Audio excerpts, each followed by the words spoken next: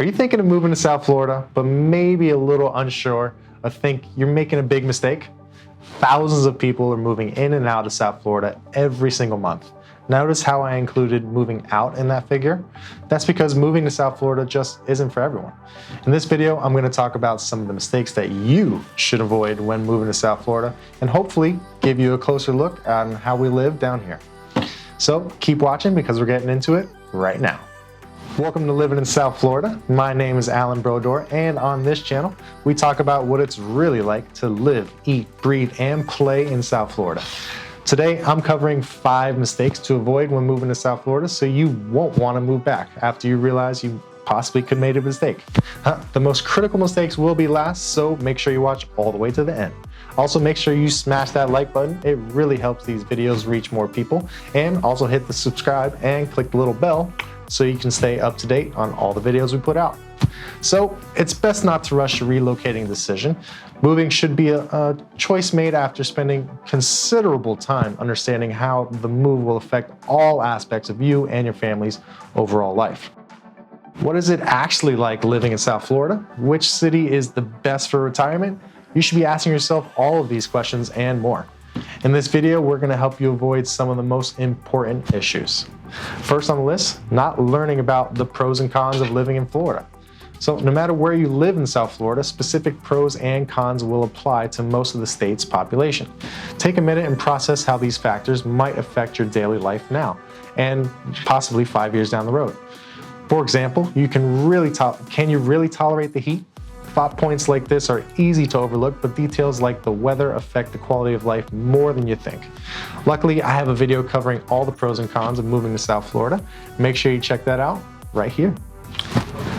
Number 2, not knowing whether to buy or rent. So many people move to South Florida every day and for a bunch of reasons, but most commonly it's for the lifestyle, the weather, or a second home.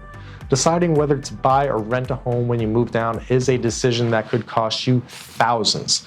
Knowing the best time of year for your move is also a critical decision point you should consider. The housing market in South Florida fluctuates based on how many people are coming in and out of the area during any particular season. Typically, if you don't want to pay a fortune for a home, you wait until off-season or just after May before December, when all the snowbirds have gone back to their nest. When considering your purchase, you're going to want to make sure that you can invest in the property for at least a few years. If you happen to buy when the market is at a high, but then decide that living in South Florida just isn't for you, you could possibly get stuck with a property worth slightly less than what you paid for it. If you decide renting is for you, it's important you know your rights as a tenant in Florida. And if the landlord does something unacceptable like entering the property without permission or refusing to fix something when asked for maintenance, knowing what is and isn't allowed can really help protect yourself from being taken advantage of.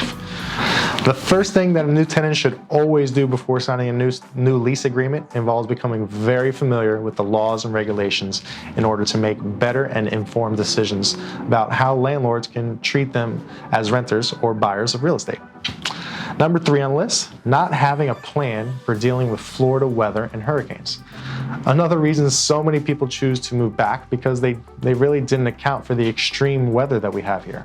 Preparing for intense heat and, in worst cases, hurricane-force winds and rain could be the difference maker for you being able to live in South Florida or not. Here are some quick tips to help you not regret your decision. Make sure you always have sunscreen. If you're extra sensitive to the sun, maybe bring a large brim hat and make sure your skin is fully covered with very breathable clothing. Find out if you live in a mandatory evacuation zone for floods and hurricanes. If so, check the evacuation routes both on paper and actually by visiting them, actually taking the routes. Keep a hurricane kit in the house just in case and all necessary storm protection items. Lastly, you'll want to make sure your home has the proper insurance to cover you against flood and wind damage. If you need help finding a reputable insurance agent, give us a call. The number is in the description below. We're always here to help and educate you guys. Number 4 on the list, not researching enough of the cities. So the best places to live in South Florida are highly subjective and require each individual to thoroughly weigh out the pros and cons of each city. Your choice in city could make or break whether or not South Florida becomes your permanent residence. In Palm Beach County alone, we have 39 different cities, all of them with a different flavor and vibe. If you're moving here with a family and in need of great schools, then you'll probably want to be in Boca Raton or maybe the west side of Lake Worth. If you're an avid golfer or boater, then you'll definitely want to be in Delray Beach or Palm Beach Gardens. If you want lots of space and land and almost a country feel to it, then Wellington, Loxahatchee, and Jupiter Farms. That's definitely where you're gonna wanna be. And if you're just looking to be surrounded by luxury, then Palm Beach Island or East Boca is definitely the place for you.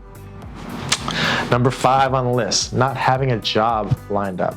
So having a job in hand is crucial before making the decision to move to South Florida. It's easy to go all in and make your dream move without a job, but it will make settling for useless work that much more likely. So popular South Florida industries are tourism, hospitality, health and sciences, aerospace and aviation, marketing, and of course sales.